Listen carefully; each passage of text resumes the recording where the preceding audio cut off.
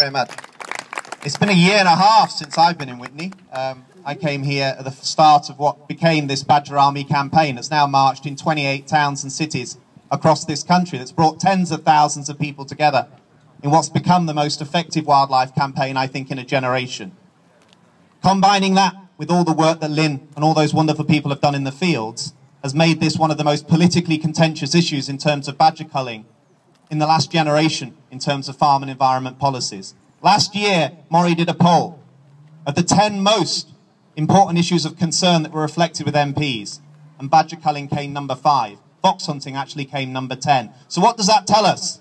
It tells us that wildlife matters to people in this country. It tells us that the wildlife vote will count when it comes to the election next Thursday.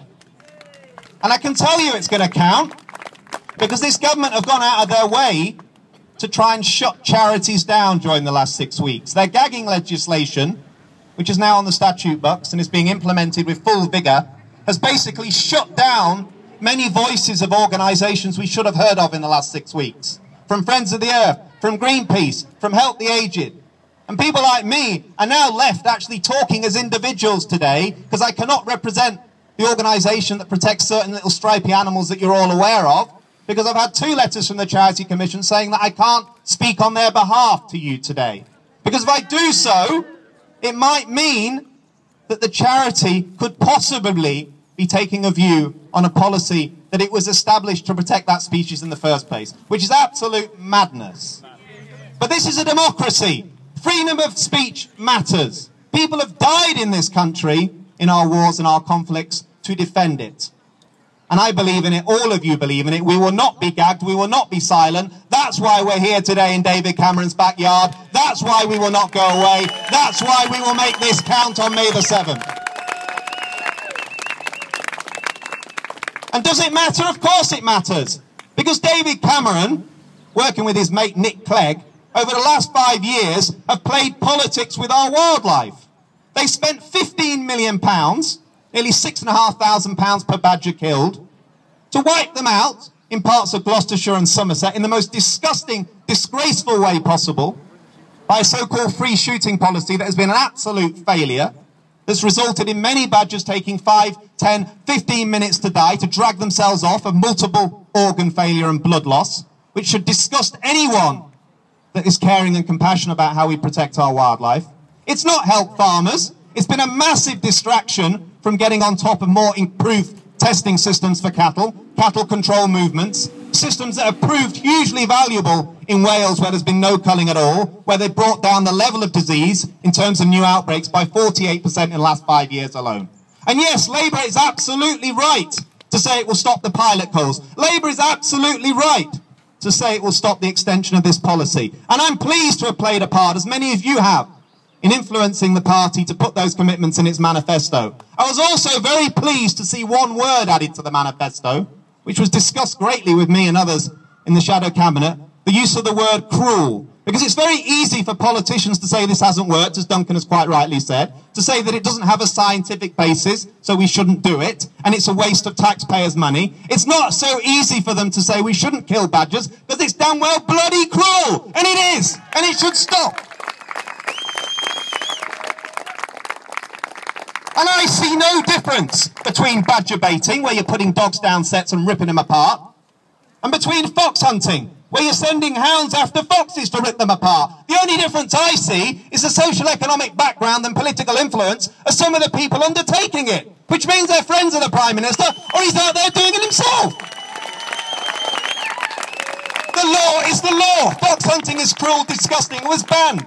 Badger baiting is cruel and disgusting and was banned. Both of them should result in prison sentences and large fines for those involved. And I'm afraid this government have not done enough to make wildlife crime matter. At times they've been indifferent to it. At times they've basically turned a blind eye to it. And at times, I'm afraid, they've been in bed with the people doing it. And yes, I work on international wildlife conservation. I care deeply about the future of Africa's elephants and rhinos. I've been talking and working with politicians, including senior Conservative politicians over the last few years. And I'm grateful to William Hague and Lord Dominic and other people who've actually done good work on this. But it's no good standing up for animals abroad if we don't give a damn about protecting them at home.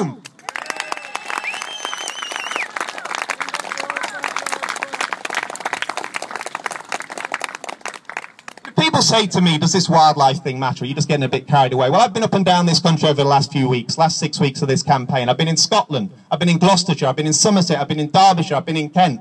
I've been doing political hustling debates that I've chaired with Conservative candidates, with UKIP candidates, with Labour candidates, with Green candidates, with Liberal Democrats and Independents. And you know what I found?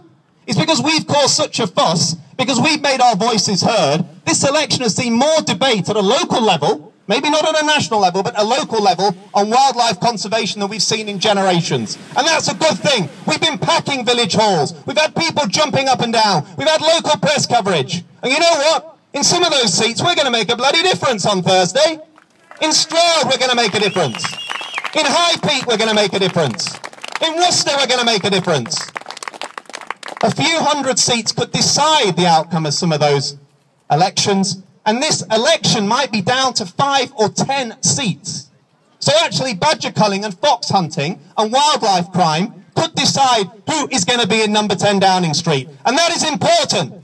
And that's why we're here. And that's why the wildlife vote is growing. There are millions of people in the RSPCA. There are millions of people in the Wildlife Trust. There are millions of people that support the Hunt Saboteurs, League Against Cruel Sports, the Badger Trust, Born Free Foundation, Care for the Wild. All the organisations I could talk about, the RSPB. We don't often hear them combined in a political force like our friends in the Countryside Alliance, but mark my words, they're more powerful. They have a moral majority and a moral authority that the hunt lobby does not have, and they're scared. They're worried, because if we come together and we unify and we show our strength, we will win these issues in the courts. We will win these issues in Parliament. We will make a difference. We are a caring, compassionate society in this country. As Lynn was saying all those years ago when you were campaigning against the breedings of cats for vivisection purposes, or for what we're doing here about badgers or fox hunting, for all the campaign events that I've been involved with about dolphins and rhinos and elephants and lions this year that have brought thousands of people together. When we sat in front of Liv's Trust a few weeks ago, and Peter there, our chairman of Badger Trust, was with me too, she's in another world. She didn't understand about wildlife crime.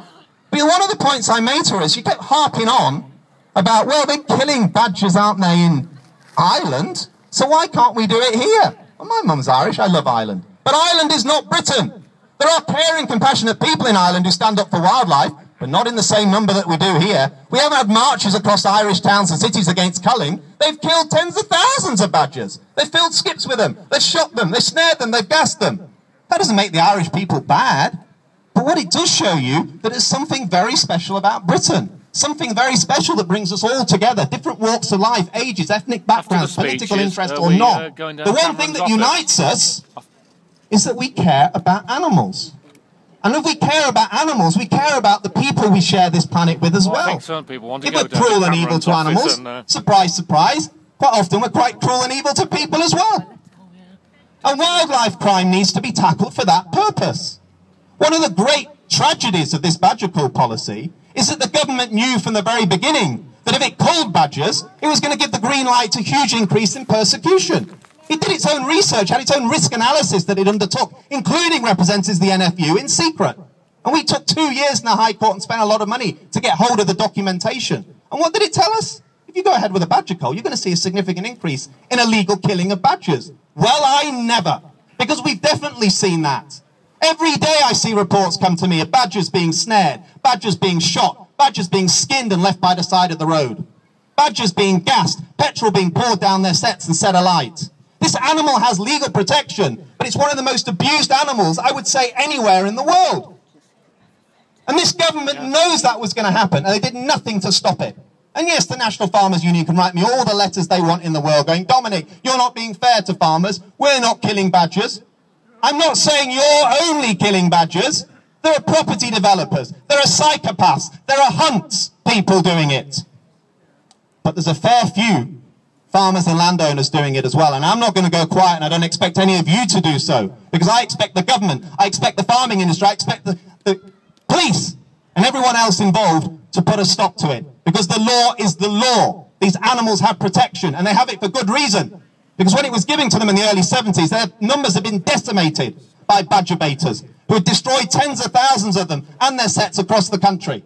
And it took people like you, a generation ago, to make a stand, just as we have, to say they'd had enough, to get to their MPs, to say we wanted to see legislation to protect these animals, to sit on sets as you've been doing, Lynn, and others over the last year or two, to protect them, to do everything they could to make a stand and to tell other people that this was wrong.